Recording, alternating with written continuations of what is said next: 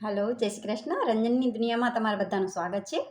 તો આજે આપણે લાલા મૂવીનો અર્થ શું છે, એનો સાર શું છે, એ જરૂર સમજશું.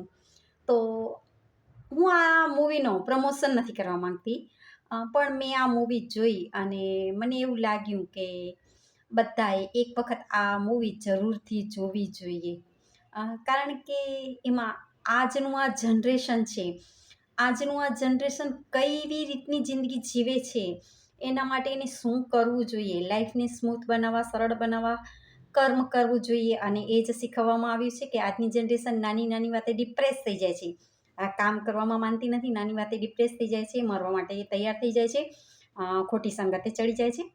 તો તમને બધાને ખબર છે કે પાણી જ્યારે હલચલ ન હોય ત્યારે તમે એની અંદર સાફ મોઢું તમારું જોઈ શકો છો, પાણી કાચ જેવું સાફ હોય છે. પણ જેવે એની પાણીની અંદર બે ચાર જણા ભૂસાકો મારે એટલે પાણીમાં શું થઈ જાય, હલચલ થઈ જાય અને એ પાણી આખું ડોળાઈ જાય ને પછી તેમાં તમારું પ્રતિબિંબ તમને ચોખ્ખું નહીં દેખાય.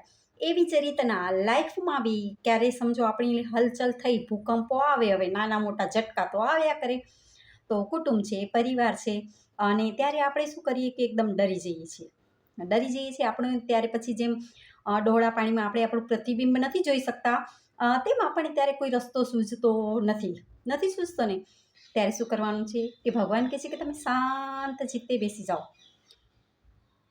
જે થાય છે એને થવા દો, એમાંથી તમને માર્ગ પ્રભુ જરૂર બતાવશે, પણ કર્મ તમારે કરવું પડશે. ઠીક છે, એમાંથી રસ્તો નીકળશે. શાંત ચિત્તે તમે વિચારો કે એમાંથી આપણે માર્ગ કેવી રીતના કાઢવાનો છે.